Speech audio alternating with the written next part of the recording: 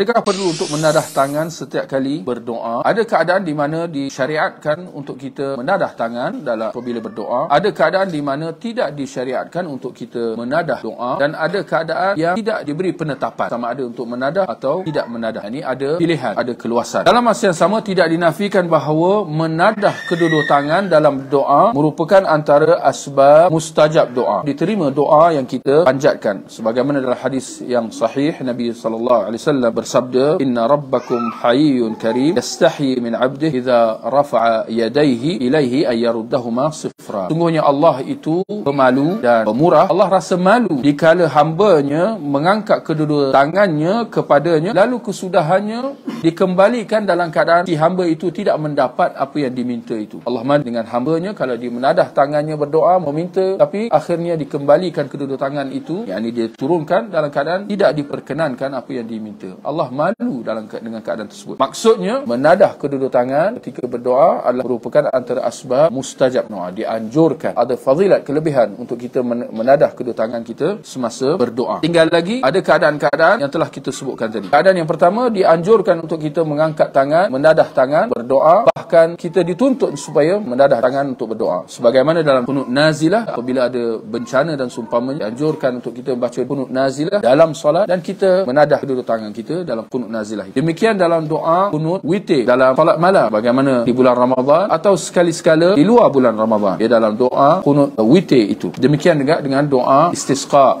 meminta hujan dalam salat. Apabila kita membaca Allahumma aghithna, ya Allah turunkan hujan, kita dituntut supaya menadah kedua-dua tangan kita, bahkan mengangkatnya, meninggi-tinggikan kedua tangan itu, menadah dengan bersungguh-sungguh agar Allah perkenankan doa istisqa, doa kita meminta hujan daripadanya. Ini keadaan yang pertama. Keadaan yang kedua ialah di mana kita disuruh supaya jangan mengangkat tangan dalam doa yang kita panjatkan itu. Ini seperti mana halnya ketika sujud. Kata Nabi SAW, sehampir-hampir seorang itu dengan Tuhannya ialah ketika dia sujud, maka perbanyakkan doa. Jelas bagaimana kita dalam keadaan sujud kita nak menadah tangan. Jelas itu tidak disyariatkan. Bahkan menadah tangan ketika itu menyalahi sunnah. Demikian kalau kita doa di akhir salat selepas tasyahud, antaranya kita meminta dijauhkan daripada 4 perkara. Allahumma inni a'udzubika min azabil qabr, min azabil nar, wa min fitnatil mahya wal mamat, wa min syarri fitnatil masiihid dajjal. Ini doa yang kita dianjurkan untuk membacanya di akhir salat lepas tasyahud sebelum memberi salam. Dalam keadaan kedua-dua tangan kita tetap di atas kedua-dua paha, kita tidak menadah tangan ketika itu.